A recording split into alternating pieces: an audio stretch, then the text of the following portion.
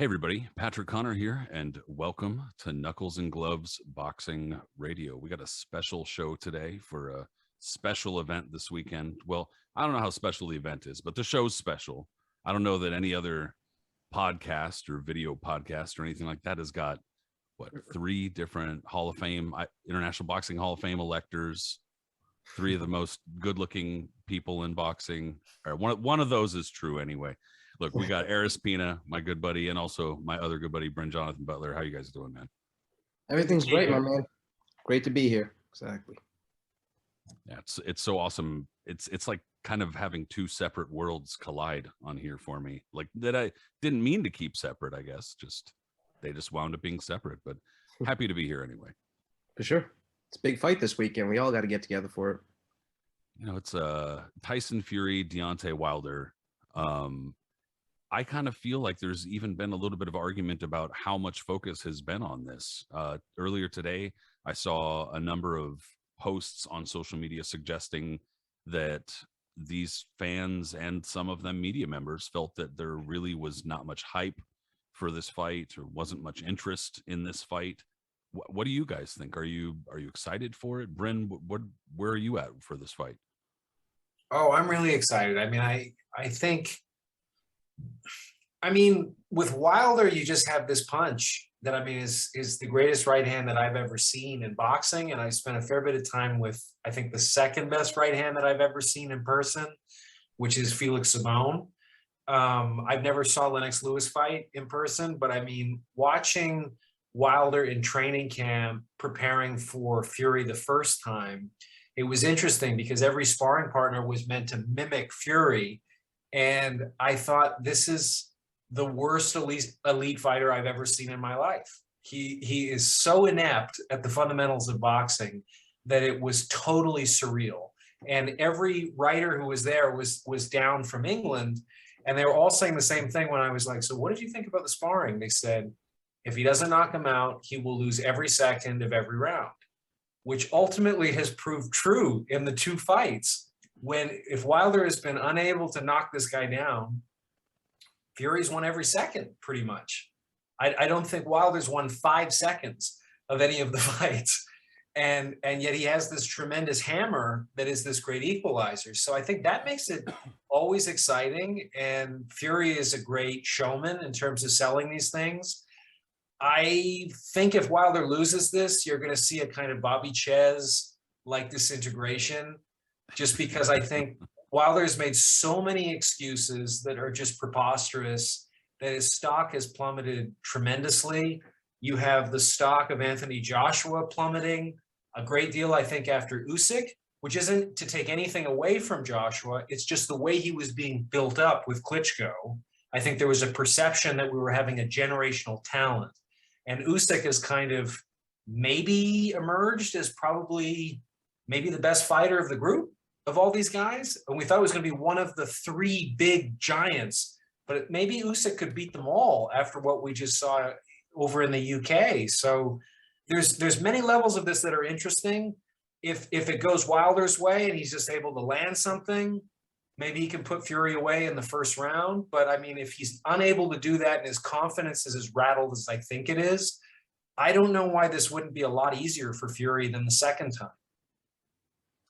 And actually, I forgot to ask, but Aris, have you done like the count for any Deontay Wilder fights? Because that would be another unique thing for this show. We got somebody who has spent some time in Deontay Wilder's camp, and then if you've done any counts, that would be pretty big.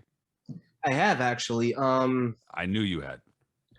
It was ringside it was before he won the title against Tavern, and I wish I can remember who. It was on an undercard of a Hopkins fight, but it wasn't like a big one. It was Hopkins as a light heavyweight, obviously, as light heavyweight champion. And okay. I don't remember if it was an AC or I think it was at Barclays actually. It might have been because I think Quillen fought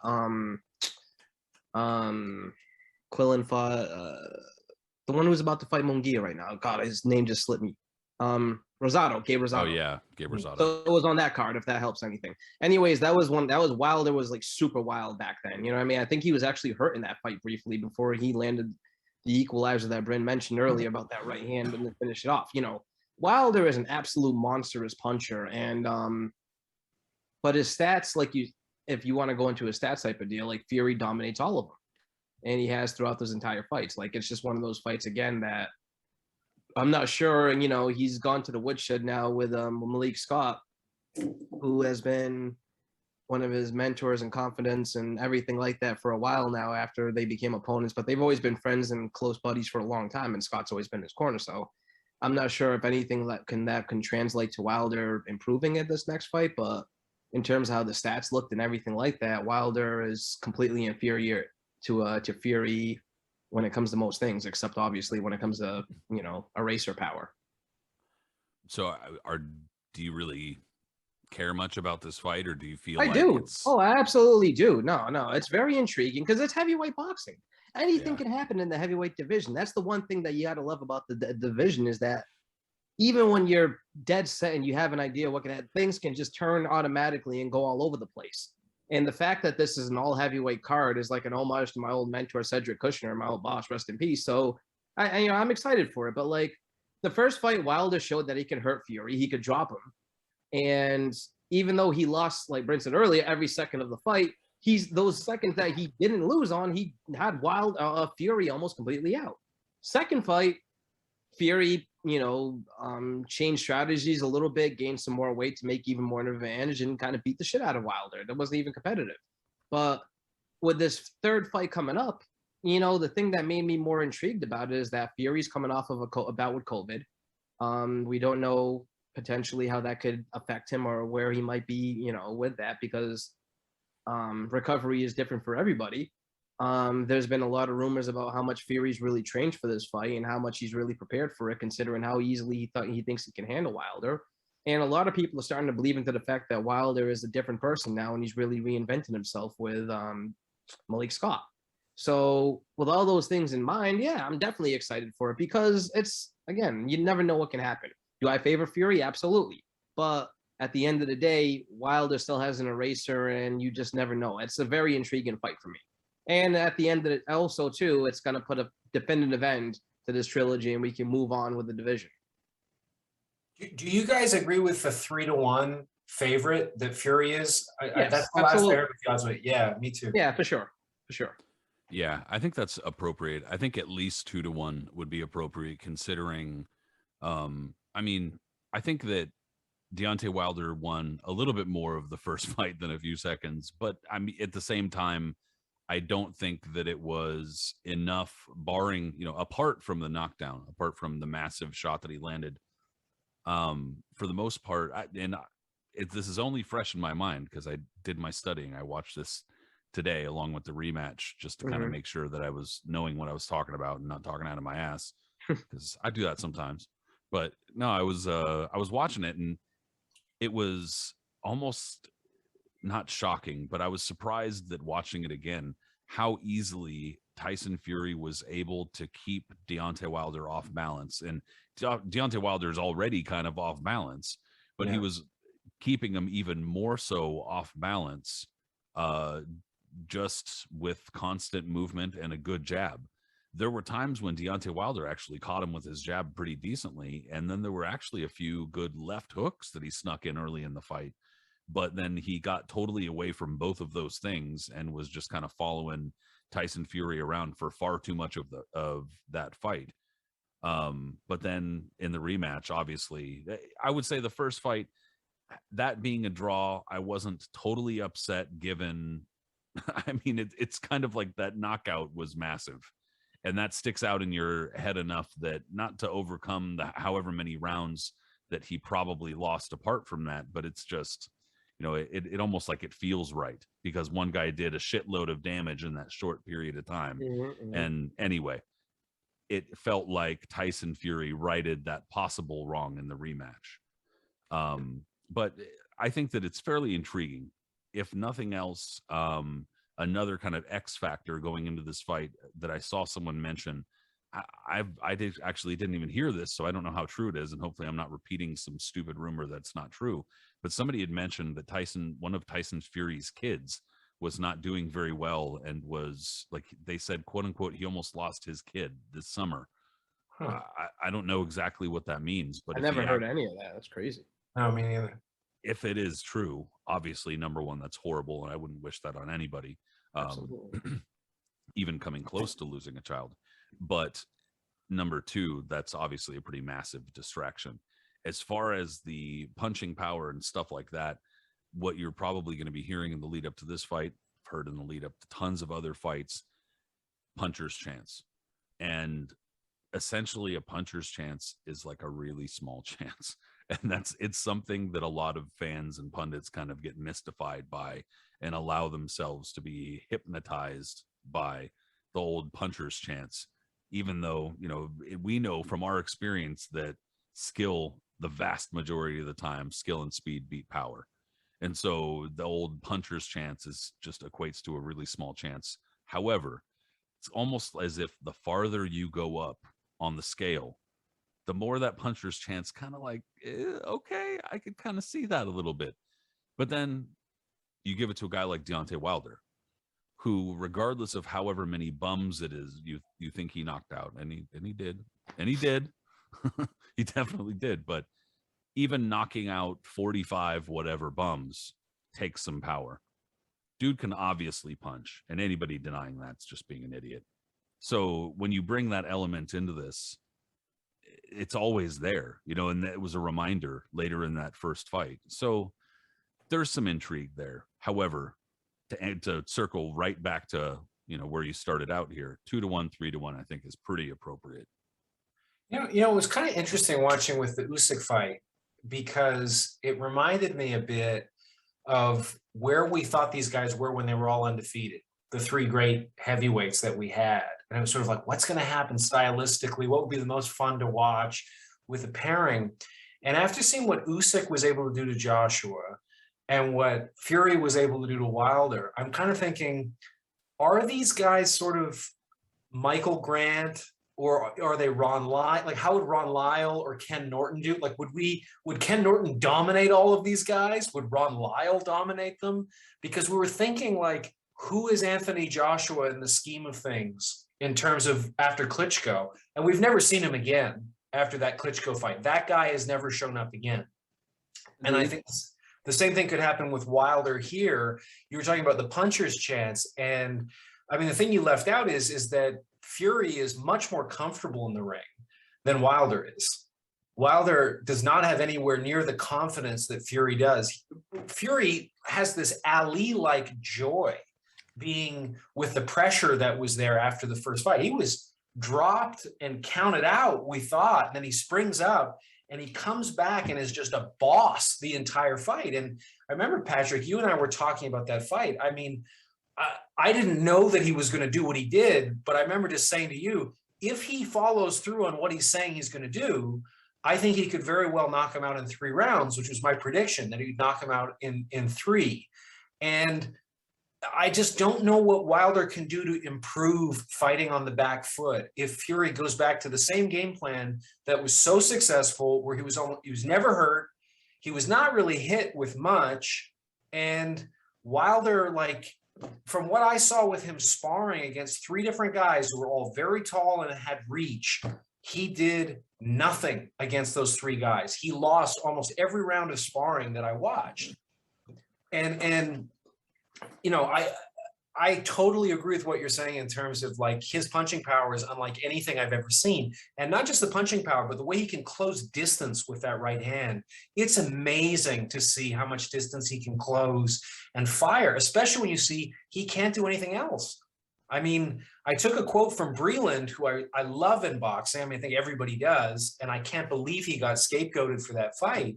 And I said, like, where is this guy at in terms of his skill relative to you? Like, at what age were you when you could do what he was doing? And I think he said he was 9 or 10. And I understand there are different weight classes and everything, but it really did put something into perspective that I think we were avoiding what our eyes were showing us when he fought Ortiz, where he was losing those fights, maybe not handily, but convincingly. No, he was absolutely. The rematch especially, he was losing convincingly. Right. It was a slow fight, but he was getting outboxed throughout it. But you were totally right So, about that right hand. It has how short it landed. All it took was one. it's amazing. It's just totally amazing. He's this contradiction of the most inept, maladroit, elite heavyweight I've ever seen with the greatest right hand I've ever seen I by can agree with far. As It's far as I've very been watching strange boxing, he combination. is one of the most inept fighters at a high level I've ever seen. But with that one eraser that he has, it really doesn't matter because he knows how to set it up. And he Yeah. does know how to set it up. No matter how goofy he looks and how much he trips over his feet and how bad it is, once he knows he can get a beat on that, it's, there's a deep chance there's going to be some high drama in a fight. And he's tough too. I mean, he took a beating like a man in that second Fury fight. I don't give him credit in terms of how he made all the excuses afterwards, but he took a beating in that fight. He took some pretty serious shots. I don't think he's ever had a great chin, particularly. I noticed that his group seems to keep yanking YouTube videos of him being dropped in sparring every time people try to upload them. And I'm not talking about the amateur fight with that Russian who knocked him out. There's another one too. No, there was a pro, Harold Skoniers. I think that's right. Yeah, Harold Skoniers was a journeyman who used to be served as a sparring partner for David Tua. And I swear I've seen the video of that fight a long time ago because I think it was out there. It had to have been out there. But Right. like you said, it's been yanked. But Wilder got dropped hard. And I remember when that fight happened and he got dropped hard, it went out on the internet that they were like, oh, Wilder just suffered a major knockdown in the fight, but he came back to win it. But then again, it was all hush-hush after that because they were still building him up and they wanted to try to protect him. Yeah. Yeah. And I mean, he's knocked out 41 of 42 guys, but it's just, you wonder if Fury does something similar or even more convincing, where does he go from here? Because I'd love to see Wilder and Joshua fight, especially at this point after what happened to Joshua from Usyk. And I thought Joshua put on a pretty good performance. He was a good fighter, just beat by a much better fighter. And I don't even know. I mean, Fury Usyk, I think, is a very intriguing matchup. I mean, you think that Fury's just way too big, but boy, that Usyk, I mean, that is a tough pace to maintain. He has so much willpower, so much skill. He's so evasive. And I mean, that straight left he was landing effortlessly against Joshua. Man, I mean, it's an interesting division right now. Yeah, that's one of those kinds of fights that I think could wind up being a little bit of a pose and feint fest for much of it because of the styles that they both come to the, to bring to the table. To just kind of go back just slightly on what Aris had said about Deontay Wilder's skill and his ability to set up like what he's landing in his big punches. That's one thing that I actually noticed watching that first fight earlier today. And that's not to say that I don't really think that Deontay Wilder is supremely skilled per se, but just like you guys were saying, he has that one eraser or that one particular thing. And that one thing that he has, he knows how to do very well. He knows how to set up. And he was actually, Tyson Fury kept ducking his head down. He kept ducking his head forward and down, forward and down. Hopefully my voice doesn't go too bad from the microphone there, but he was just ducking in a way every time Deontay Wilder was loading up on his right hand that was like, I guess, predictable. And then finally Deontay Wilder kind of adjusted and clocked him right as he ducked and hit him perfectly, like right on the temple, kind of right around the ear, and then caught him again with that left hook as he was falling, making for a totally classic knockdown, and then fucking Undertaker rising from the grave performance meme worthy moment afterwards. That was our Larry Holmes, Ernie Shavers of this era. Yeah, maybe not as devastating because Shavers is on a classic film. But wasn't quite Shavers, but it wasn't too far from it. No, it wasn't that far yeah, from it. Yeah, it was a massive set of punches, and so him getting up from that was fantastic. But in any case, just to kind of also hammer home the point that he's not necessarily just a crude slugger. Not to say that either of you said that, but either way, yeah, it's a very intriguing division, as you said. And I think that this kind of fight, Aris, to respond to you, does hopefully put to bed this matchup, this, trilogy. But Deontay Wilder is there. And if he does win, reignites I mean, the whole there's, thing. there's no losers for this fight in terms of what the future of the division holds, because both guys just bring so much, intrigue into what future fights can be held. I mean, Wilder, for his power and his explosiveness, whatever the unknown factor of what can be in a fight, like you said, he can lose every second of the entire fight. All he needs is one punch. He can stay a factor in this division. I mean, he's in his mid-30s, but that's not that old for a heavyweight. He can stay a factor in this division for a long time, especially because it's not the deepest it's ever really been, too. There's a lot of quality guys up there, but there's a lot of guys that Wilder could still wipe out. And he makes for fun fights. I mean, sometimes they can drag a little bit here and there, but he always makes for intrigue because of the power that he holds. So he can still lay out there. Fury the same way because of his skill, the way you don't, his intrigue, how crazy he can be, the way you're not sure what he's going to show up with, but he still just ends up, somehow winning. Like, there's a lot of intrigue with everything in the division. So either guy that wins this fight, there's going to be a lot of excitement where it can go. It's just the politics of how long it will take before the winner of this fight can fight the eventual winner of Usyk and Joshua when they eventually have a rematch, because that's going to happen. I mean, that's just the problem in boxing in general, is that it takes so fucking long to try to drag all of this together to make an undisputed champion. I mean, look how long it took for Lennox and Holyfield to finally get together in the late 90s, early 2000s. So it's like the same thing with this. It's like, we just want to get to a unified force, but with the way with Joshua losing again to Usyk, that made the heavyweight into a tailspin again and got very exciting.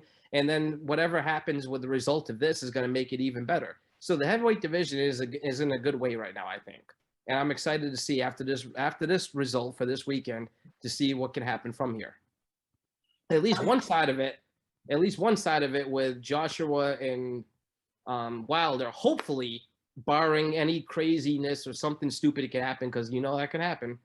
That'll at least be put to bed. We can get Usyk and Wilder to finish their business, and then we can move on. Are you guys kind of surprised of Wilder's lack of marketability? Despite, like, I mean, when I was down in Alabama and Tuscaloosa, I was just thinking, like, the state where Joe Louis came from, and it's a good story. I mean, where he emerged from, and the daughter narrative that he had with spina bifida, and I liked him. Like, I mean, he was interesting to talk to, and he was courteous and considerate and engaging. I've never liked his antics in the ring. Like his version of showmanship has never worked for me. But I liked him personally. It was kind of like Roy Jones. Like, I never liked Roy Jones' showmanship either, but I love him. If you meet him as a person, yeah, absolutely. He's wonderful. He's wonderful. And yet Wilder doesn't really seem to sell many tickets in the US. And he had a real opportunity. They put him on Showtime, like with some TV shows. I think Brian Koppelman put him on Billions or something like that. Like, he had all this opportunity to audition for the American public, but he never seemed to capture the imagination, even though he has the highest knockout percentage ever. He does everything that people want, but it never just seemed to get him over for some reason. I just wonder what you guys think, why that is. Well, I mean, I don't really have a concrete answer, but I don't think that. I think some people are kind of suspicious of boxing in general, suspicious enough in the US that they're going to be a little bit more skeptical, a little bit more resistant to backing a fighter simply because they're American and stuff like that. Like, boxing's just not really in that place. But I think that they've demonstrated that when he has fought in Alabama, he's managed to sell some pretty decent tickets. Outside of there, though, that's kind of the problem. It's similar to, I suppose, Terrence Crawford outside of Omaha or something like that. In Omaha he's massive, but outside of Omaha it's like, kind of lukewarm. People recognize that he's very, very good, but they don't really seem to respond to his personality. They don't really seem to respond in a way that demonstrates it at the ticket booth. But I can definitely say that it seems as though Deontay Wilder has kind of taken a hit since the rematch. And this is something I wanted to ask you guys about separately, because I want to hear what Aris has to say about this too. But with the excuses, I know get harped on to the point where both sides, both of the people who are whining about the excuses get annoying, and then the people who agree with the excuses are also pretty annoying. So that's not helpful. Like those kinds of things I don't think are helpful. And it would be a lot more helpful personality wise if he were to just say, like, I fucked up, and I'll do better in the rematch. But I don't know what the answer is as far as marketability. I'm curious what Aris thinks. It's interesting. Like after the fight, he came out with a bunch of different things all over the place, just wiling out, saying that first off his costume was wrong, and then he started attacking Mark Breland of all people. And like Bryn, like you mentioned earlier, Breland's one of the most respected and nicest people in the industry. If you met him, you'd love him. And there's no way that he was going to do anything that was going to do like that would try to compromise Deontay Wilder or screw with him or mess with him with his fight. That's not the type of person he was. So that certainly hurt his reputation. And I don't know, like all the excuses that he made throughout this fight after the fight showed a person that like seriously had never contemplated ever losing and built himself to a way, but like mentally it just looked really bad. And any type of momentum that he gained in terms of followers and anything like that really hurt him because of that. Because like a lot of people, like Joshua, for instance, when Joshua first lost to Ruiz, that was one of the biggest upsets in heavyweight history, boxing history, however you want to put it. But he took the high road on that. He said, you know what? He caught me. He beat me, so-and-so. I'm just going to come back stronger from that. And a lot of people respected him for that. Same thing with Usyk. He didn't make any excuses after that fight. Usyk was the better man. He outboxed me. He beat me, so on. Wilder just has been in denial the entire time since then. And each claim has become even more intense since the last one. And that doesn't resonate well with the public who just want to when it's clear that none of that actually took place. There's no evidence that there was any type of wrongdoing done in this type of fight, that Fury cheated, that his team was tampering with him, that Mark Breland poisoned his water, that Kenny Bayless was the referee, correct, was against him in any such way for that fight. Like instead of it just addressed, I think it was this press conference, this recent one that happened today, was the first time that he finally admitted, you know what, I came with the wrong game plan for the second fight and I got beat for it. For a person to finally admit that is showing a person that's like mentally weak and not a person that, it's hard to really gain a following with the public when you start making those excuses. And if you also add, something I'll add to this, talking before this fight, saying, before he fought Fury, saying, I'm trying to catch a body. I want to kill somebody in the ring. I want to do this. I want to do that. That's not going to help your cause either. Nobody goes out into the ring and saying, I want to actively kill somebody. And then Wilder was one of the first people to do that. Wilder, not say first, but Wilder's actively saying that. And then a lot of other factors in between, combining all of that with the weird flux that boxing is in, where it's a popular sport, but only certain guys have really made that mainstream popularity, and it hasn't really resonated in the heavyweight division for a while, because there hasn't been an American that, like, I hate to say it, but like, even though Klitschko dominated, other Europeans are like, boxing's a healthy place, but when it comes to the heavyweight division, the general public is looking for another Mike Tyson. He's the same guy that's always been back there. And even though Wilder had it, it's just, it wasn't really the same degree. Boxing still is trying to it doesn't have the same relationship with the heavyweight division, the general public, that they used to back then. So combining all of that, that's where you get with Wilder today. It all depends on Saturday, how this goes and stuff. But I can tell you this, there's a lot more interest in this fight in the general public than it would be for another fight, another division, stuff like that. Boxing and this fight in general is still, there's a lot of interest in it. Hope I answered that well enough. I think so, and it actually reminded me too, not to take it away from, not to suggest that it's not Wilder's responsibility or that it's not his fault or something like that, because I don't know. But one thing that I did forget to say, and that I do think for at least a while affected his marketability, is that when he was with Golden Boy, he was basically stuffed on like undercards, like on way down on like pay-per-view undercards, if he was on them at all. And there were a number of different instances where he was just fighting in some random ass fucking gym or something like that. And so, and I don't even know if those cards were even had anything to do with Golden Boy at all. Like I'd have to look. I honestly don't know. They So I had to mean, get a cut for it if they were his promoter, no? I would imagine, but I don't know the nature of the contract or anything like that. But You're the right. He point did play in is, some backwater hillbilly places. he totally did. And in some of those fights that are on YouTube, it's like they look suspect as shit, dude. And then my point being that generally speaking, especially in the US, when you have a big hard-hitting heavyweight that you got to get him out there. You're promoting them, you're getting them on TV when you can. And I get that also he didn't have a lot of amateur experience despite the Olympic bronze medal.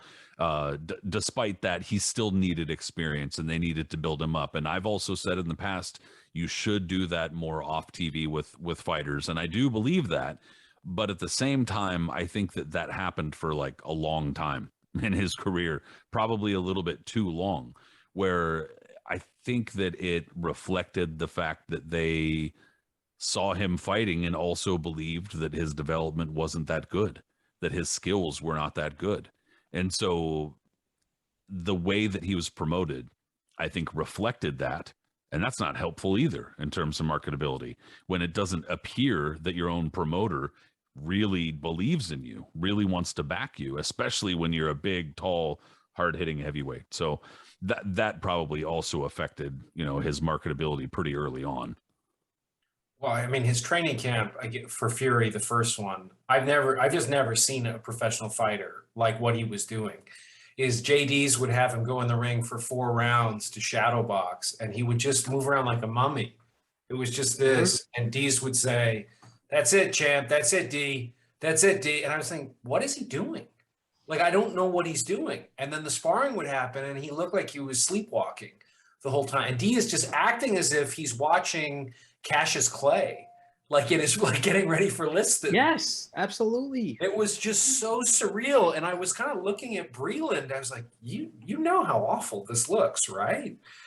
And he's like, well, in the heavyweight division, it doesn't make a difference. If you can punch, yeah. But everybody else was acting like this was the next coming of like just he has everything. And I was like, he has one thing. And that one thing is amazing. But in every other area, I've never seen somebody this one-dimensional in my life. And maybe it is that if you're a heavyweight, you can get away with it. But I just got a photo that I took from the gym, and it really stood out for me because I thought, ooh, this might not age well. And it was a ledger that was hanging in his gym in Northport, Alabama. And one of it said, one side says short-term champs. And there's Leon Spinks, Trevor Berbick, Pinklin Thomas, Tony Tubbs, Frank Bruno, and Stavern. And on the other side of the ledger is Marciano, Ali, Foreman, Holmes, Lewis. And then the biggest name is Wilder. Oh, boy. And, you look back at that. I mean, this is when he was undefeated and everything. But, I mean, already with the first Ortiz fight, I was kind of like, well, I don't know that you really want to jump the gun on this one, boys. Like we should probably... Yeah, don't put your name with the legends, man. Really? And bigger than all of the legends, right? Like bigger than all of them. You don't get your girlfriend's name tattooed on you, right? You don't get wrapped to the ring. Like you never walk to the ring with like a rapper, Yeah. And then you never malign the champs before you. There's like these rules, and that's another one is don't ever put up a massive stencil of your name that's making it look as though you're No, it just breaking a cardinal rule. Your king is here. Yeah, man. Well, and so you were asking about all the excuses too, because I was going through what we had. The ring walk costume was too heavy. Okay, this sort of weird Skeletor circa 1970s, what is it called? Studio 54 kind of outfit. Like, okay, spiked water, biased officiating, which is a particularly interesting one because I thought the officiating was biased, but against Fury. All of the times where he would break them up, which was totally working to the advantage of Fury in the second fight in terms of putting his weight onto Wilder. Bayless was jumping in there all the time, freeing them up, or giving Wilder lots of time to heal after he'd get hit by shots that clearly, contrary to what he said, hurt him. You Yeah. can see his balance gone and everything. I'm not saying Bayless was like egregiously awful, but it was bad. It was taking steps that were clearly biased in Wilder's favor. Contrary to him saying, Bayless has always been one of those guys that's never been a fan of infighting. Like, that's why he's always been a favorite of Floyd's fights, for refereeing. Absolutely. And then the trainer betrayal. I mean, I don't know if Breland saved Wilder's life, but I mean, I don't know that anybody other than Wilder was criticizing that stoppage. That was a very reasonable stoppage. Completely. Fury has no stamina issues. This isn't Anthony Joshua, and he was getting ready to just take his head off. Wilder was having trouble throughout that entire fight. His equilibrium was off. I mean, we're talking before about the puncher's chance and everything. The other big issue here is that Fury is taller. He's longer. He's got 3 inches extra reach. He's far more mobile, and he's backing this guy up. So, I mean, if you're completely one-dimensional and Fury knows you're one-dimensional, I'm not sure how you're going to have a training camp with Malik Scott as if this is the reincarnation of Emmanuel Stewart or something. Except Emmanuel Stewart is not working with Vladimir Klitschko or Lennox Lewis. He's working with a guy that just has a cannon, and that's it. So it's hard for me to imagine this one going differently unless, as you mentioned before, Fury has some issue with his kid or wasn't able to train, or COVID was more severe than we've been led to believe in terms of its impact. But I mean, the blueprint is there, and we're talking about a guy in Wilder who is the most ill-equipped to make adjustments of maybe any elite heavyweight we've ever seen, with no particular trainer there to facilitate it. So it's hard for me to see this one going any differently. And I watched his videos that they posted with him and Malik Scott at their training camp. Right? And it's like, you know, I'm glad Wilder is definitely motivated for this fight. That brings intrigue, and it does bring, you know, more interest in the fight. But at the same time, like you just said, Brin, it just at the end of it, there's nothing he can do, because from everything he has to build up, that you can't just do that in one training camp with a trainer that he just built with that to make it like this. All right. And then there's, like, you know, you see him trying to slip and slide, and I still see the same awkwardness that he does. Everybody's been joking about his videos on Twitter, where you see, like, his training camp. Yes, he is moving a little bit more. He's boxing. He's trying, you know, his new trainer now, like, is actually showing that he's, like, Malik Scott is showing that he's actually trying to work with him. But I'm not sure that it's enough time that you can really, really, really make an impact that so much that you're going to be able to make a difference in this fight. Because Fury, even if he's not as motivated, we've seen him. The Fury's such a wild card because of how funky he can be and how he acts and how everything like that. That's how he is. He likes to play mind games with the world. It's not just opponent. It's not just his opponent. He's playing basically chess with everybody. And at the end of the day, he still just has his skills and knows how to fight. He's shown that in many different ways, and he has a lot more layers than Wilder does. Yeah. And Wilder trying to change everything up, showing that now he can box, he can be a body puncher, which was absolutely, I'm not even going to try to lie. I made a joke about him being the next Mike McCallum from those videos.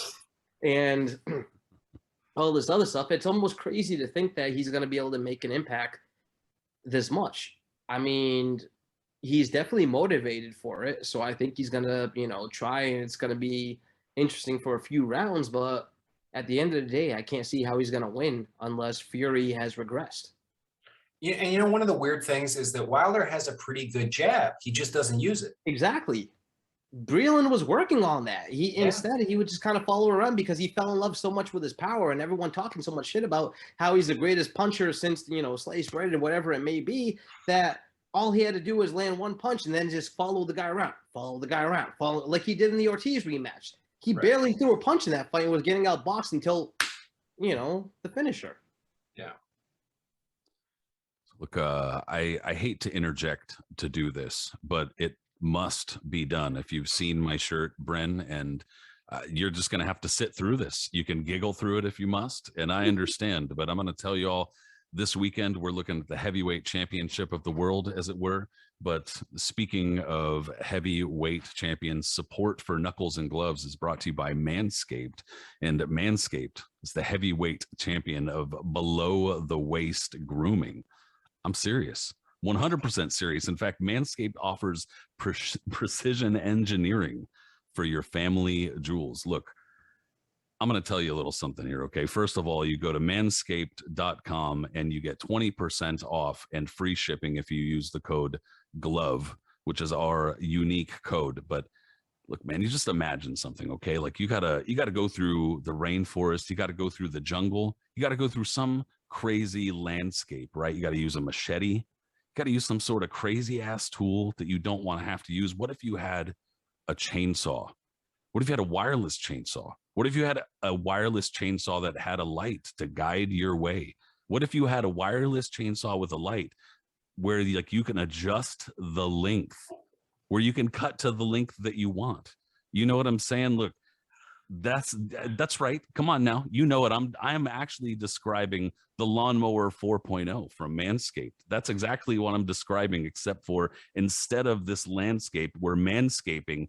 And I'm talking about your balls. All right. You got a 4,000K LED spotlight that goes on and off when you need it for a more precise shave.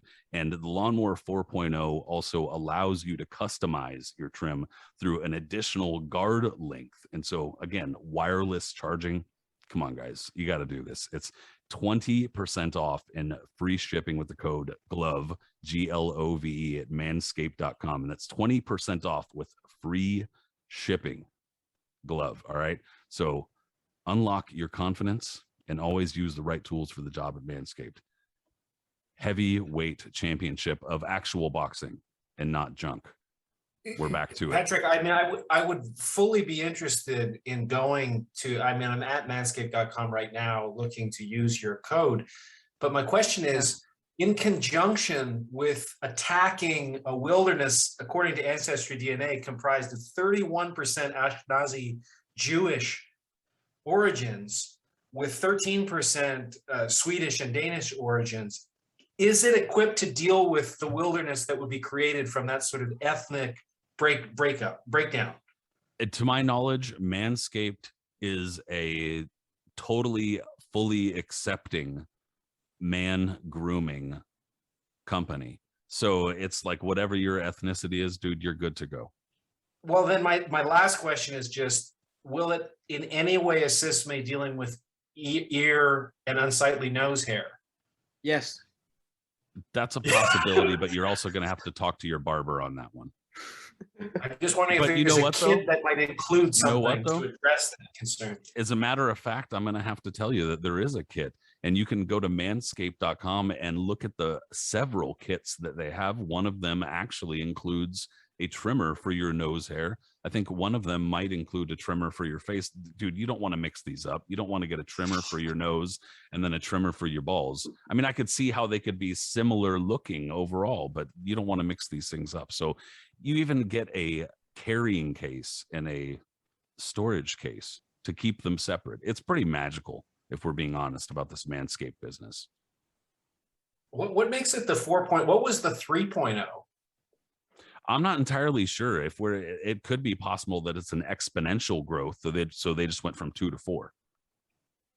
Maybe it's like self-cleansing so that you can go from balls straight up to ear and nose hair without worrying about it. Like maybe you do this drunkenly and you just need to be, it's like beer goggles. Just go for it. I mean, I think that the whole point is that you just got to order it and then figure it out once you get it. I'm actually considering ordering it. Well, then this whole sponsorship is then it's right there. It's right there. It might pay off. I just can't believe that there's a website where it's describing a trademark term, crop reviver, ball spray toner. Bro, like this is serious business here. They're getting much longer than the minute or so that they asked for. I'm just looking at the website as we're talking. I know. I know. But if you actually visit it, it's pretty dumbfounding. But in any case, getting back to this heavyweight actual boxing here, I was gonna ask you guys too, before we had this fight finalized, before we had Tyson Fury versus Deontay Wilder 3 finalized, it looked as though that was not going to be the fight. That it looked as though we're going to be going in an entirely different direction here, and that it was going to be potentially Anthony Joshua versus Tyson Fury. So that was, a pretty exciting possibility that we're going to finally get some big clash like that. But then they took it to court, old school style, like early 2000s status. Lennox Lewis taking Don King to court to get his rematch with Hasim Rahman and all sorts of shit like that. And it winds up being that Deontay Wilder fights for his right to get this rubber match. And so I think that would probably put to bed any sort of notion that he didn't want the fight, was scared for the fight, or anything like that. I mean, who really ever fucking believes anything like that in high level boxing anyway? Hopefully not you, listener or viewer.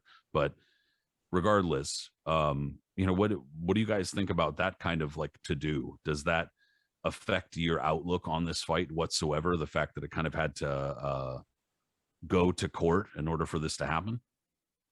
I mean, I wanted to see Fury Joshua a lot more than I wanted to see this fight again. But I mean, I like where it's going in terms of seems to be some sincere animosity between the two of them. It seems to have really pissed off Fury to have to go back to the well one more time after an incredibly definitive statement in the rematch. So I like that energy going in. I mean, they seem like they just can't stand each other at these press conferences. But I don't know. I think in terms of the health of the sport, Usyk is going to become like another Klitschko. If he cleans, like runs the table against all these guys, I don't think it's going to be very good for boxing in America.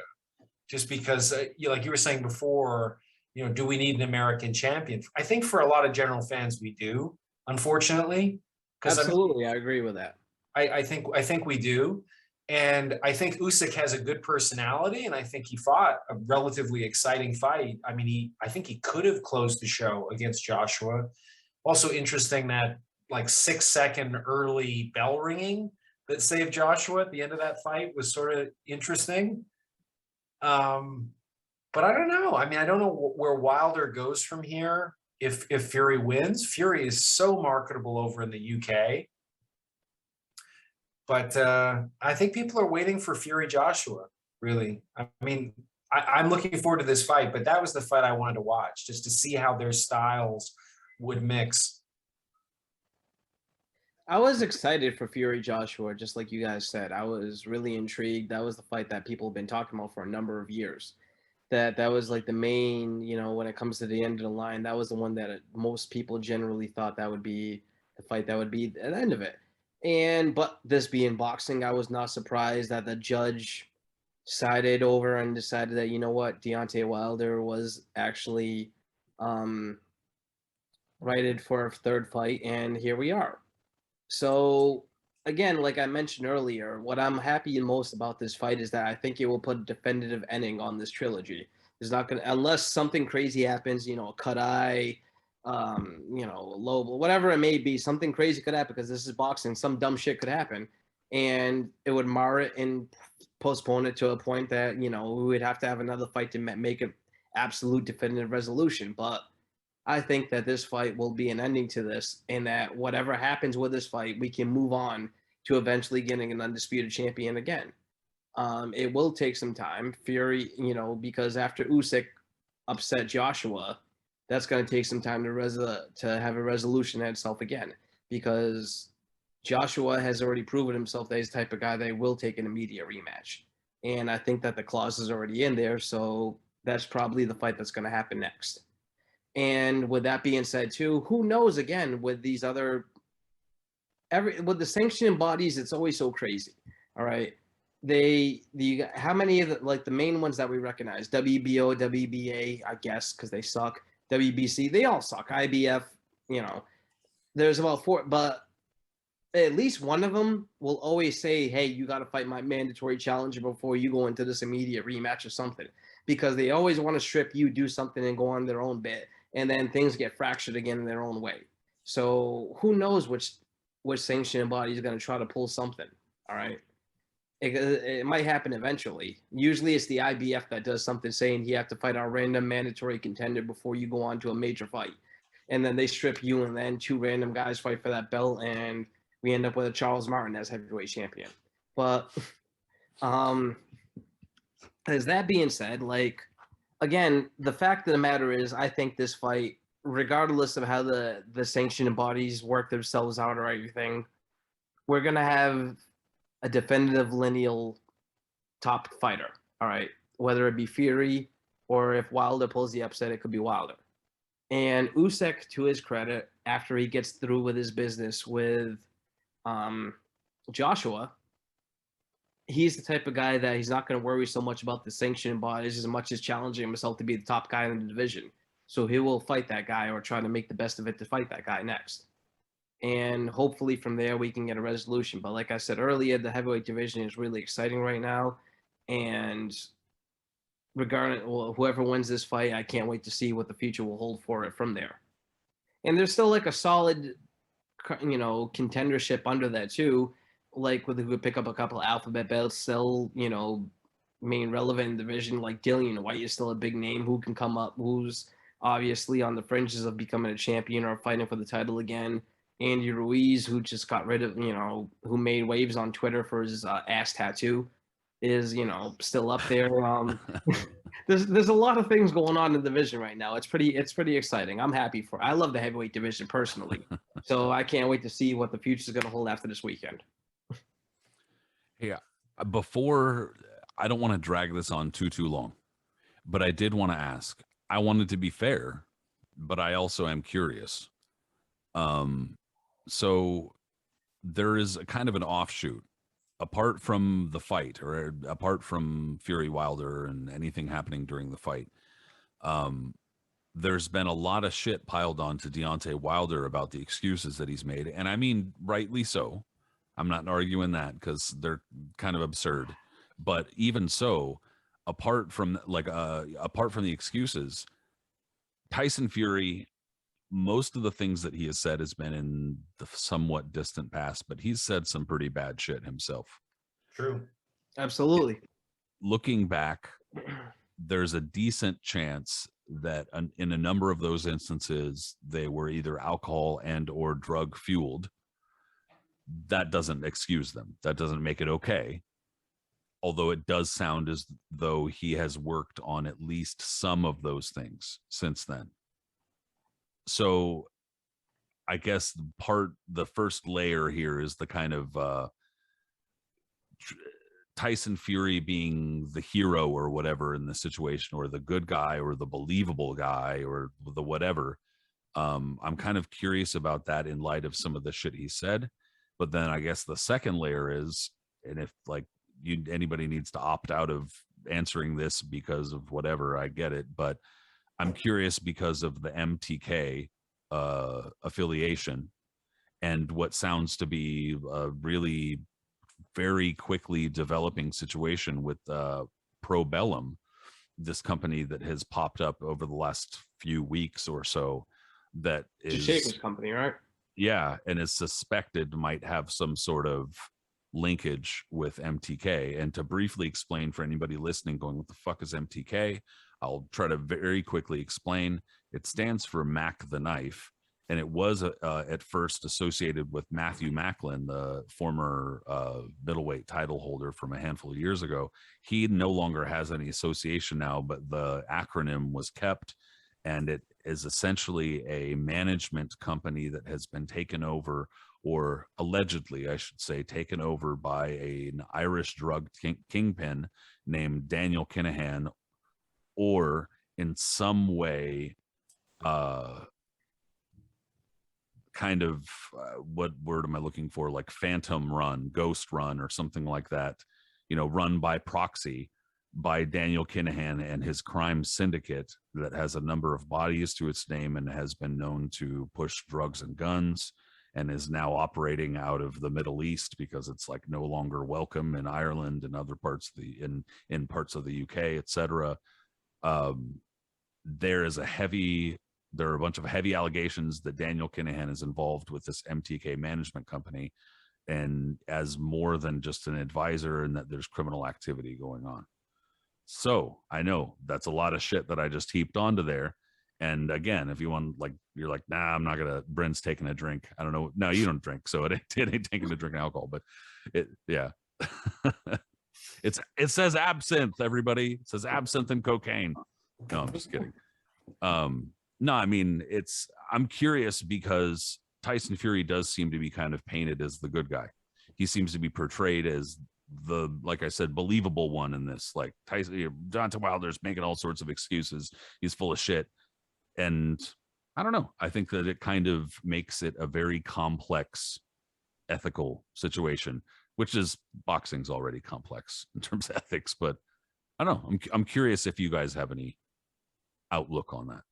I think the MTK stuff is really bad. And I think you're right. Like, where Tyson Fury was coming from with a lot of his statements that were incredibly misogynistic, there was homophobic stuff. I mean, he kind of relished in it and just being a provocateur. But I think we also, I'm surprised he didn't get more of his due for the comeback story of what he came back from in that second fight, being so overweight. I mean, the mental health issues, the suicidal ideation, substance abuse issues. I mean, it was incredible the way he came back. And that it wasn't a big narrative I found in the American media. It just wasn't. And yet, you know, when he's singing these songs after his victory and his entrance is like this big theatrical thing, he certainly has a way with an audience that seems as close as we've had to kind of an Ali-like energy in terms of he wants center stage, he wants to have all of this risk, he loves the pressure, and then he delivers in a way that was like Joe Namath-like in terms of, here's what I'm going to do. And most of the media said, you can't do this against the most dangerous puncher who's ever been born, sort of thing. So it was interesting to watch that. But I don't know. I just think there's something about him that, and this is true with Ali. I mean, like, there's the Ken Burns documentary on Ali. It's intriguing that they omit that he beat his second wife, punched her twice, because we don't want to think about it. Just like, how often do you hear about John Lennon being a serial hitter of women, to use his term? Not often. Whereas another person, it would define them forever if they did it once. Because if we don't like them, it's like, haha, we have evidence now to cancel them. But if we really like the figure, it's much harder to have this stuff stick to who they are. So, and I'm not sure how we should adjudicate it. Like, should Fury, for making these comments or being associated with MTK or defending them, should we hold him accountable and not buy his fights? I don't know, but I'm not against you if that's your position. Obviously, Wilder has a history with hitting a woman, being incredibly violent with a woman. It's not brought up very much. If you're a writer covering these guys and you bring it up, it's not a welcome topic. Yeah, you're not covering them anymore. No, exactly right. That's what I'm going to go with, guys, is that, like, when it comes to someone being extremely popular, whether they're a boxer, a musician, whatever it is, a lot of those things that they end up getting accused of or who they're associating with get brushed up. Mm-hmm. Because, there's like rose-colored shade, like rose-colored shade that they shades that they wear or whatever, that, like, people look at them in a different way, and that a lot of things, because of how much of a genius they were, if they were musicians or things that they get into, we don't want to, all of our heroes have some shadiness to them.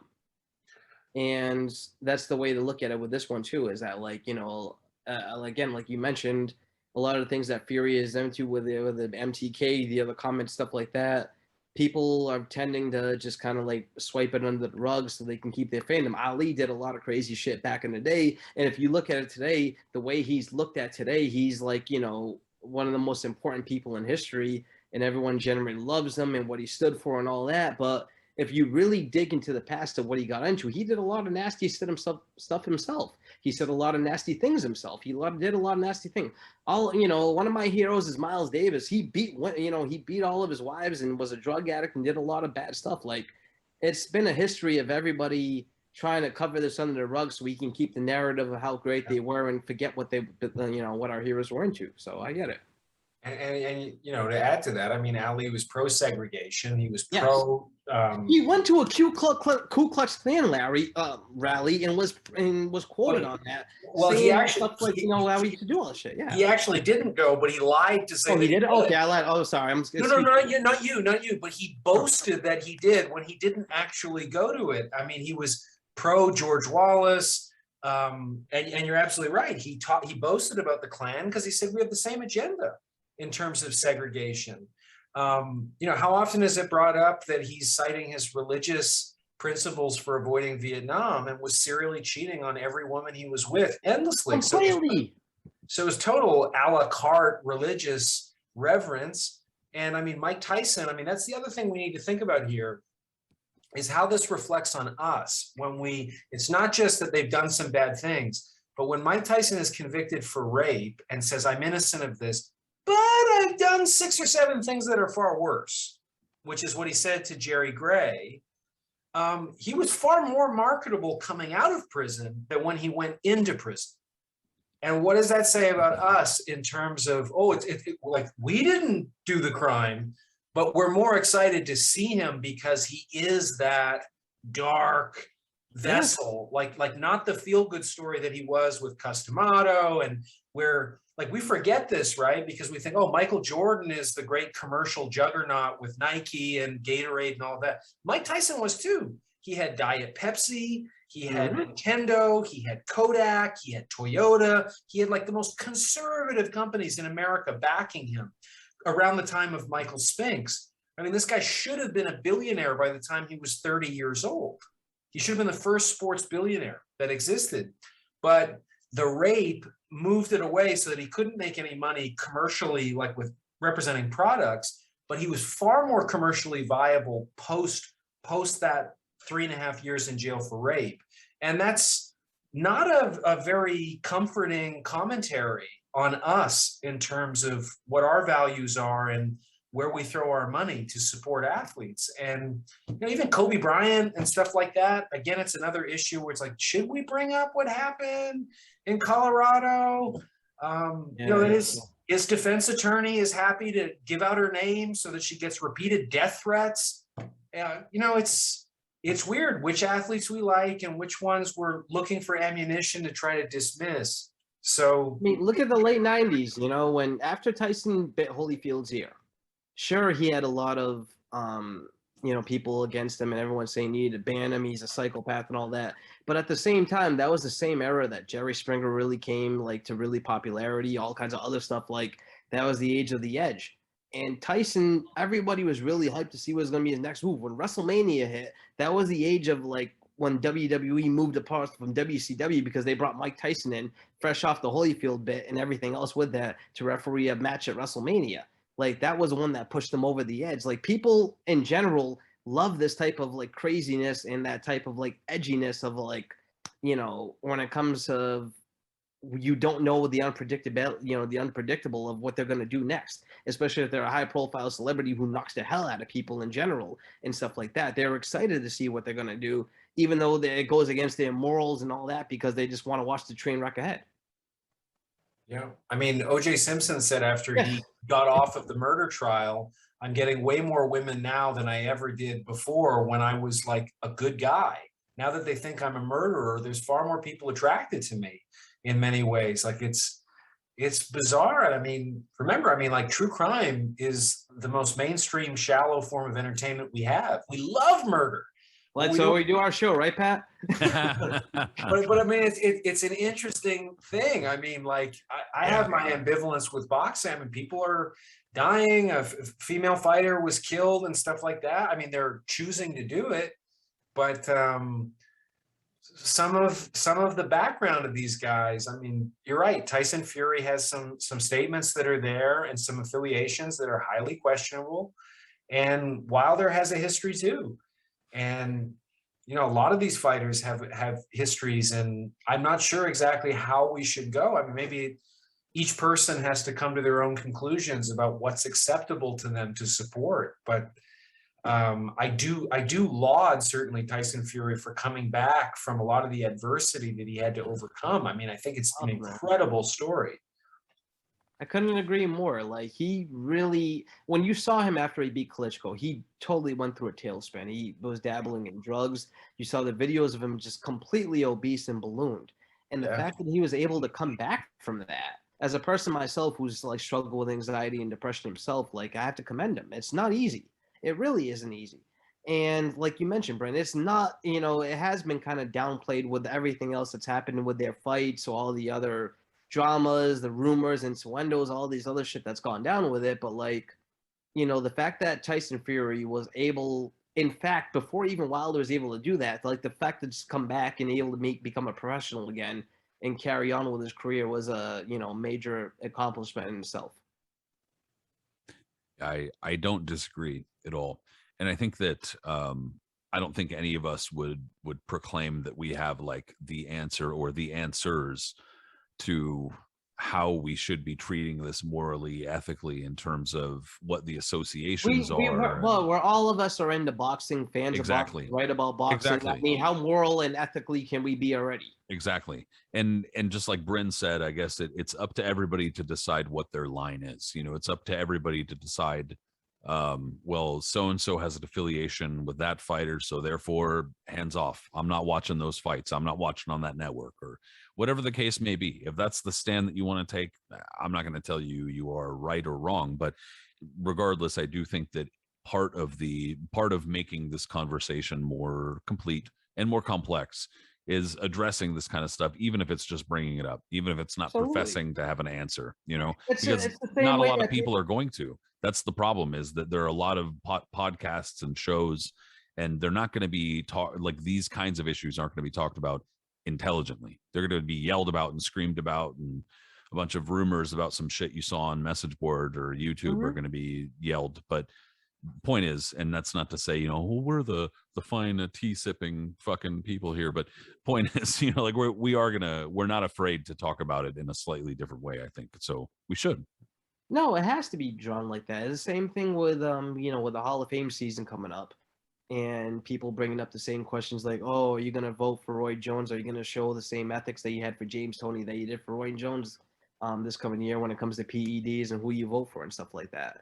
Who's voting for Vinny Paz? Don't answer that. Go ahead. Just keep going. Well, like, you know, it just comes down to it. Like, we're all involved in boxing. We're one of the most crazy, you know, with everything that goes involved in it, you got to question the ethics already being involved in the sport to begin with.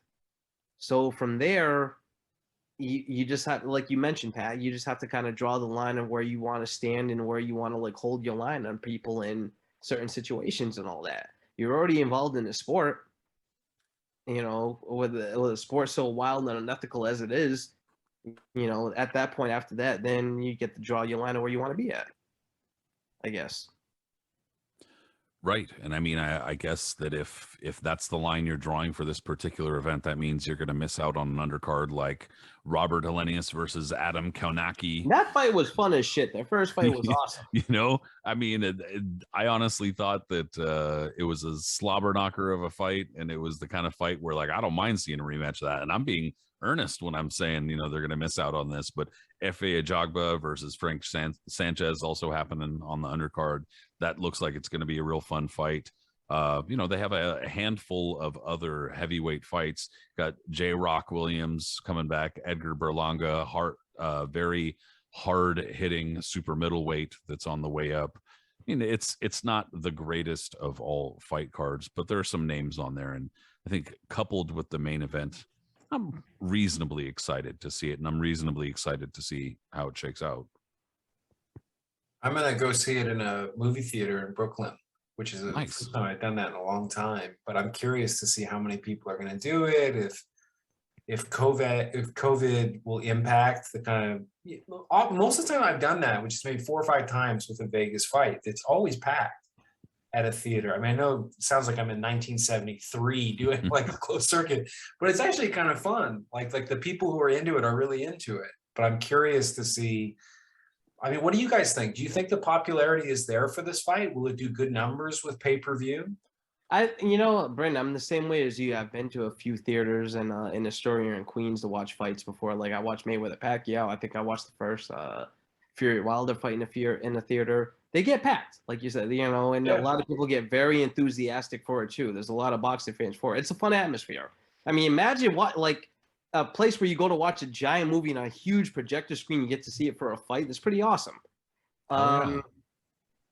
I don't know. I think that like for a theater fight, like most people that are boxing fans will generally go for it because if you're gonna pay either $75, $80, whatever this is being charged for on pay-per-view, as opposed to going and paying $25 to a theater to watch it and buy your popcorn and candy and all your other bullshit to like enjoy it, that most people will go for their bang for their buck to do that.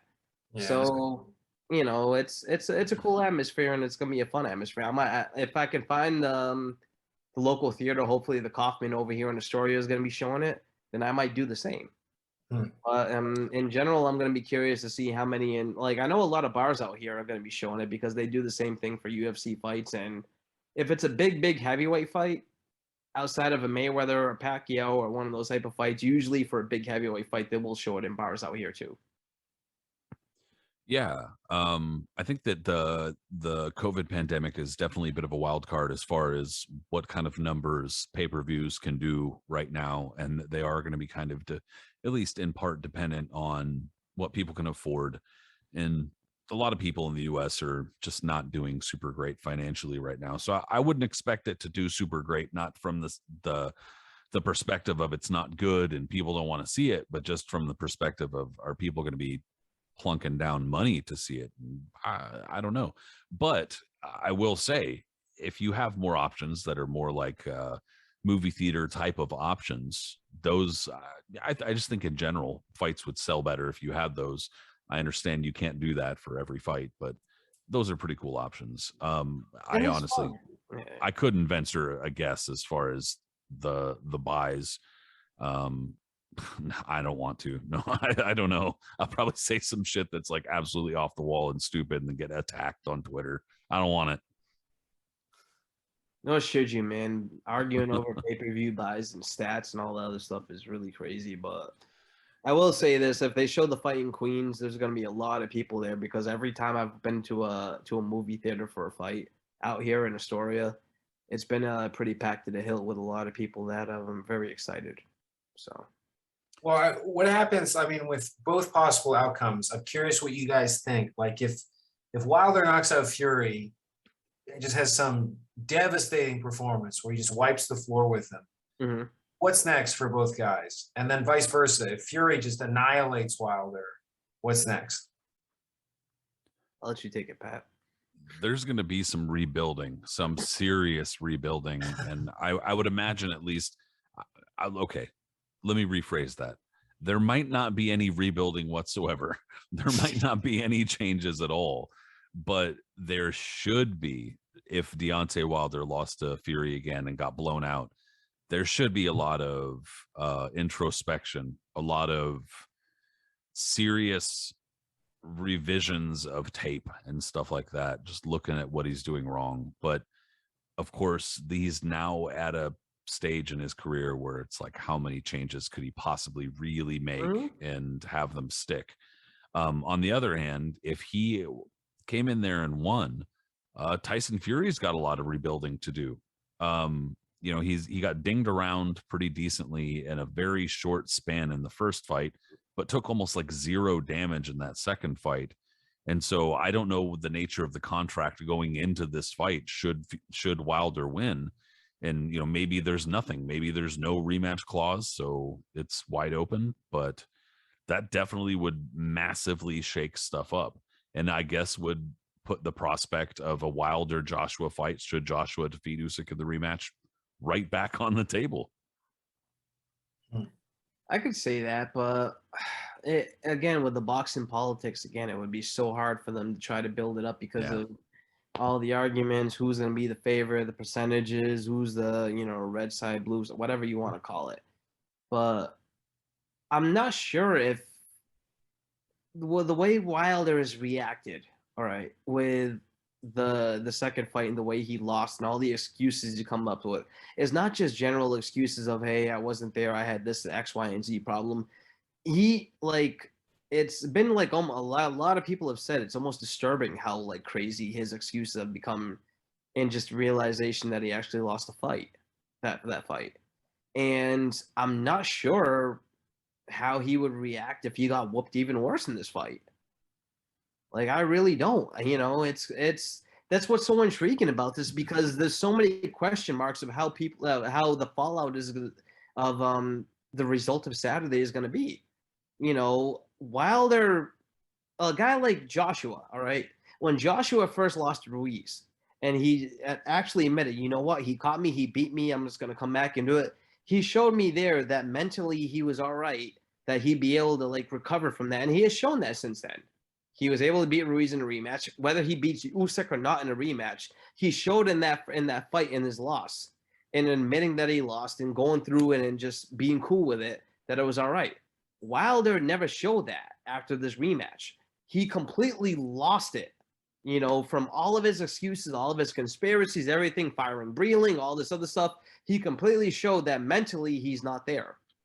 Now, he feels a lot stronger now that he's been with Malik Scott and he's going through all this stuff, and Fury's going through X, Y, and Z. But if he loses this fight again, I'm not sure if he'll ever even fight again, or what he'll have to go through. He might disappear for a while, because if he goes through all these conspiracies and everything, and Fury beats him outright this time and stops him, who knows how who knows how Wilder's going to react to that, because of how badly he reacted that first time. Fury, on the other hand, I have no idea. Fury is such a complex individual, the way he acts, the way he reacts, the way his mind works and everything like that. I almost feel that he would be better than Wilder would be in taking a loss. But I still don't know, because he hasn't lost yet. But I feel that if Wilder loses this time, I'm not sure what kind of future he's going to have left, because mentally, I have no idea how he's going to react to this. Fury might take off for a little while, and, who knows? Hopefully he doesn't fall off the deep end again, or whatever may happen with him. But I think that Fury will handle it better if he would lose than Wilder would lose if he loses again. Like, if Wilder loses again, he might just disappear, and then Fury will be able to move on to potentially Usyk or Joshua or whoever, maybe even a fight with Dillian White, because he's obviously a top contender, and, somewhere along there. But Wilder is the major wild card for me. I like, either if he wins this fight, he'll still be a factor. If he loses it, I'm not sure if he's ever going to be around again. What do you think, Brin, and what do you think is going to happen? Like, what do you think happens in the fight? I mean, I think the big question here for Wilder is, did he believe any of his excuses? Like, is it just a show? He forced himself to believe it. Okay, so I mean, if that's the case, and he's inflating all of this stuff, because I mean, it reminds me a bit of sort of Mike Tyson getting out of jail, where it's sort of like, I'm better than I ever was before. And there was no real evidence on display that he was in any way better. Like, he clearly had deteriorated heavily. He was there to be hit. He was not as evasive. Like, all of the fundamentals were not improving. But he kept saying to people, I'm even better, and was tremendously selective with his opponents to give the impression that he was better. And I wonder with Wilder a little bit here, is his ego so fragile after what happened that he's trying to concoct this absurd explanation for what happened?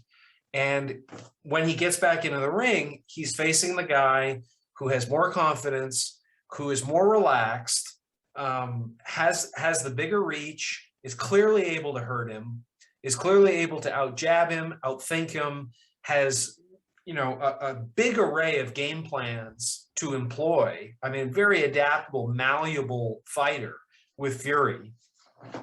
What does he do? Does he just get more and more desperate? If he gets desperate, he's going to probably get knocked out quick, I think, because we've seen, I mean, when Fury steps up and actually throws with conviction, Wilder is not taking the punches too well. Contrary to what he said, where it's like he never hurt me or anything, he really hurt him. He's bleeding out of his ear. He's dropping him in some cases with one shot, dropped him with a body shot. I just don't know how Wilder is going to recover. And you have to kind of work backwards, I think, from the grandiose claims of, like this weird royal imagery that Wilder keeps invoking. It just must make him think like, I'm going to go back to having to work 3 jobs. I've never really got the respect that I deserved. And if I keep playing up, maybe people will believe this kind of thing as confidence, but I don't believe it. And I think Fury just seems to have his number. And if Wilder's going into this with his confidence really struggling, that's a bad look against a guy like Fury, who's not going to get tired and loves the big stage and has the tools to make this relatively easy. I mean, if you have a guy who can't turn with you and you're twitching and stuff like that, is just totally throwing him off balance, or he's not even going to throw a meaningful jab at you other than these sort of lunging Hail Mary right hands.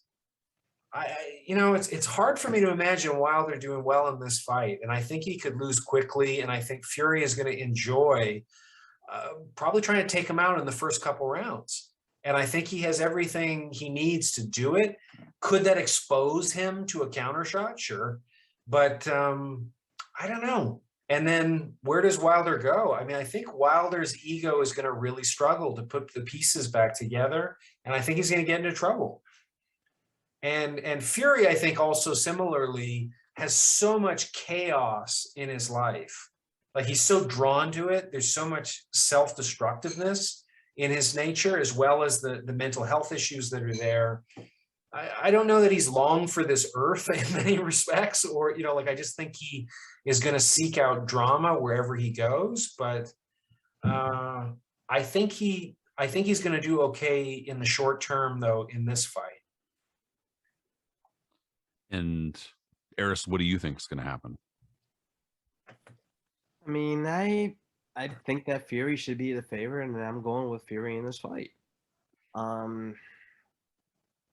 don't know that the training that he's done with Malik Scott is going to be able to do enough that's going to be able to change enough that he can beat a guy like Fury. In the first fight, he lost almost every round except for the rounds that he was able to drop Fury in. In the second fight, he just got beat up in. And I don't see that, like, as much as it's been, like, improving. He obviously is much more motivated. He feels better. He feels refreshed, whatever it may be. I don't think that that's going to be enough to be able to beat a guy like Fury. Fury has his number. Fury feels very, very confident. If you watch that press conference today, Wilder was saying a lot, Fury was talking back, but Fury obviously is still in his head with it and just totally confident, no fear, no nothing. There's no doubt in it.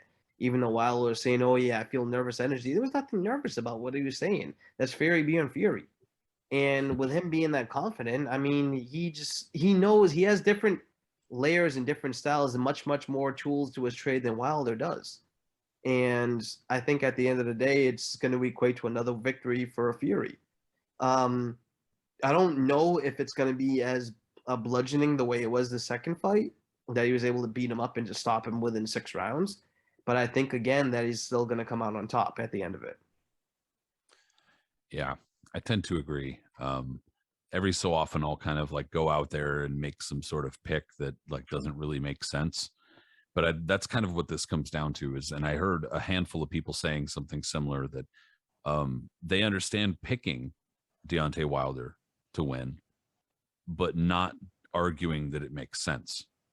You know what I'm saying? Like they understand that he could land that shot, but that's not where the odds are. And on top of that, he's already landed that shot, like 2 of them. And that didn't take Tyson Fury out. So it's kind of like, it's really difficult to argue. And just to kind of briefly go back to what you were saying with the kind of like excuses and whether or not he believed the excuses. To me, it's almost like I'll be quick before we get out of here. But we all know this stuff, being on social media. We've all seen those people who are like friends or friends of friends, whatever, acquaintances, and they're like posting some shit on social media that are like, I'm not going to let the haters stop me today. I got so many haters.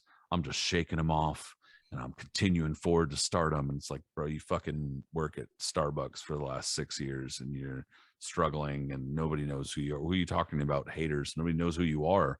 And obviously people know who Deontay Wilder is. But the point is like that kind of like weird delusion that you're going to be like posting that on social media that like you think people don't fucking know you and know you have 0 haters. Come on, dude. People know you. You don't have any haters. But it's the same kind of like delusion and self-belief where he probably really does believe those kinds of things to a degree because 1, he's a high level athlete, and 2, I don't know how he could continue forward not believing them. I mean, that would be a hell of a front to put up. So yeah, I think that in this fight, I don't know what it does to him mentally, but I do think that Tyson Fury probably, like you said, Brin, has his number stylistically, but I think possibly more importantly, understands that he's already most likely taken Deontay Wilder's best couple of shots, survived them, and it knows what happens when he just comes forward. So I think that's the outcome you really have to ride. It was that first fight, you know, with that knockdown in the first fight and him being able to rise from that kind of like silenced everybody, I would think. Right. It's just logically speaking, it's the outcome you really got to ride with, you know? I feel like this fight in a weird way. And I mean, I remember going to this, I was living in Spain at the time in the early 2000s. It's going to be like Tyson versus Lennox Lewis, where people were just saying, well, if Tyson gets that guy, Lewis has never taken a punch like Tyson could deliver in that fight. And it's like everything about this matchup overwhelmingly favors one guy. Like Tyson does not have a shot in this fight. And it was all him trying to sell this. He's never been in there with somebody like me. And it was all press conferences, really trying to amp himself up to think, I'm 36 years old, but somehow I can tear down Lennox Lewis. I've sparred with him in Catskill. Cuss was there cheering me on and everything. It's like, no, this is never going to happen. This is a horrible matchup for you. It's all wrong, as we've basically seen with Fury. I mean, I wasn't entirely saying that I think Fury's won every second of every round. I'm just saying that you could make an argument, not only has he won every round where he hasn't been knocked down, but he's won almost every second. And I mean, I rewatched the second fight for this, and it's just that mode and that mentality of just going in there like George Foreman and you're a boss and you just own the ring.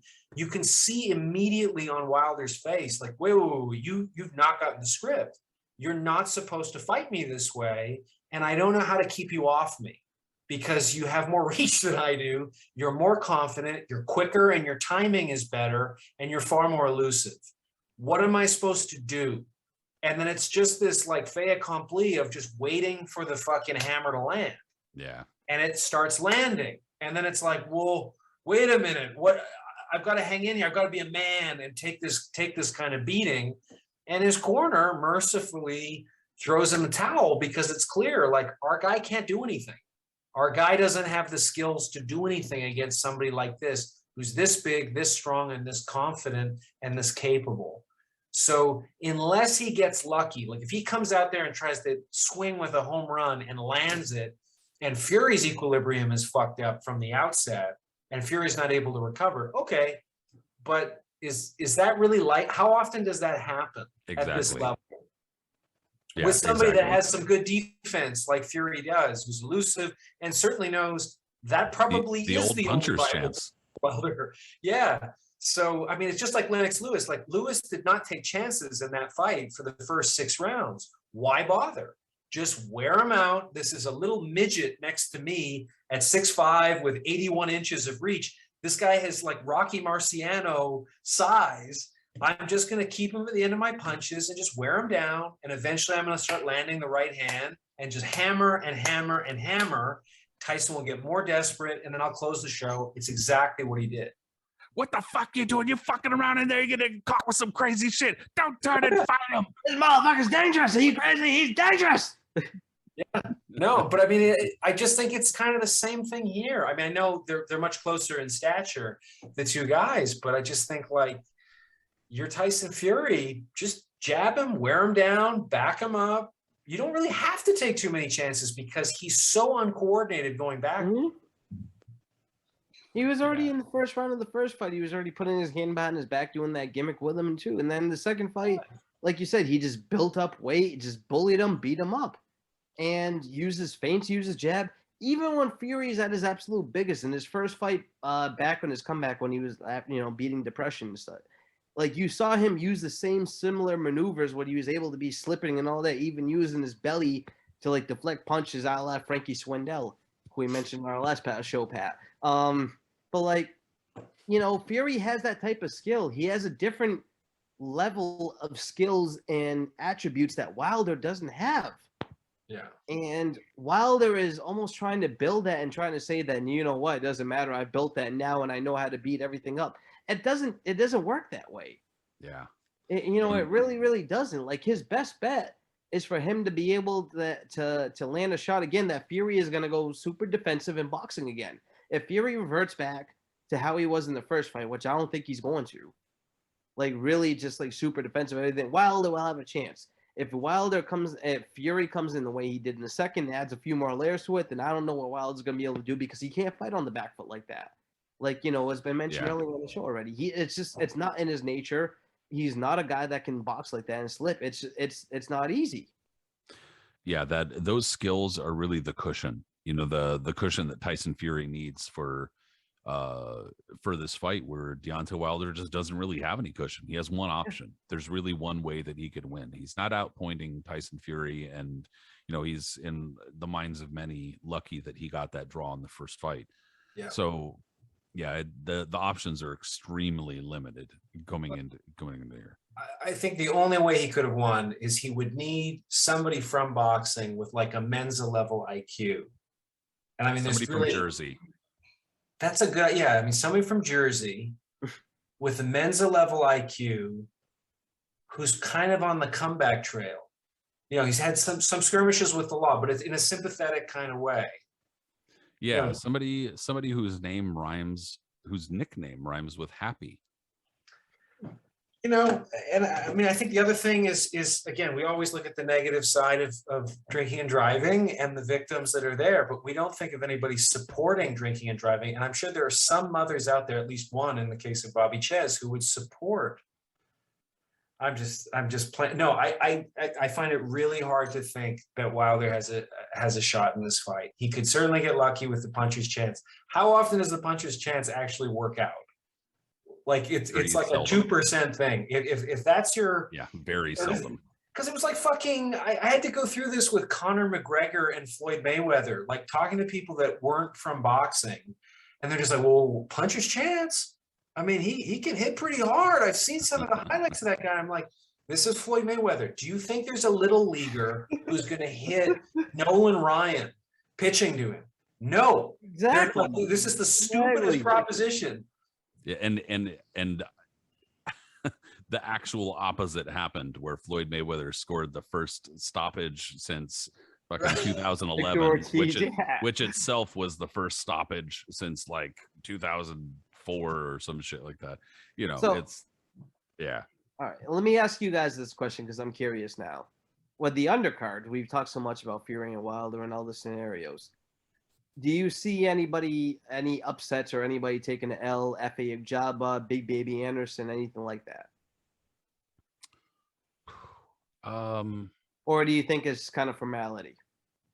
Not off the top of my head. I mean, Konaki is pretty vulnerable, as we saw, because Hellenius was thought of as like, fairly washed, because he was one of the big. Hellenius was definitely, he was back in from the early 2010s, 2011s. Like that's when he was making his bones. Yeah, I remember when he first kind of like came about or whatever, when he was first coming up as a prospect, and he was like, everybody check out this guy's like 6'7" Viking dude. I remember that, and he kind of just petered out. The Hall of Fame as like a guest way back then too. So yeah, he kind of petered out like a lot of the big, tall, heavyweight prospects that came around during that time, and many others. But anyway, yeah. So Kanaki, he's already kind of vulnerable, and I don't think that would be really. He's already lost too, so it wouldn't be a an upset or anything like that. I mean, I think that probably one of the bigger upsets would be if like Berlanga were to lose, because he's got a lot of. At least he had a lot of these guys. Their momentum's been killed by the pandemic. Totally not their fault, but Berlanga is one of the guys that I think one of the fighters that a lot of people were excited about because of how hard he hits. So if he were to lose, that would kind of be like almost like a James Kirkland Ashita situation. Um, you know, seeing a hard hitting prospect go out, that would be kind of bad. Sure. I see it just being like kind of bumper cars, like I'm just looking forward to some big guys. I think it's a good undercard for just like people coming to this fight because it's like a big heavyweight fight in Vegas, like non-boxing fans or insiders, just give them action, give them big guys hitting each other, with high knockout percentages. So for that, it's just kind of good entertainment, but I think it'll be pretty predictable. I'm looking forward not so much for Berlanga because I think that that fight will be more so a formality. Like Top Rank isn't gonna he'll get rounds, potentially, hopefully, but they're not gonna put him in with someone that's gonna knock the hell out of him or potentially beat him. But right. with the heavyweight fights featuring Jabba, the rematch between Hellenius and Adam Karnacki, and the other fight too featuring was it Big Baby Anderson? Like that, those fights are the ones that are gonna the future of the division. Anderson, a lot of momentum's going for him. A lot of people are excited about him. He's been featured on ESPN during the pandemic a lot, and a lot of people have high praise for him. Plus, there was a lot of rumors that he was beating up Fury in sparring, because there was all those rumors going around that Fury was getting his ass kicked by everybody in sparring. Jabba also same thing. He's been featured obviously on the PBC thing. He went viral for that guy walking out before their fight, and other stuff too. So it's solid because again, it's heavyweights.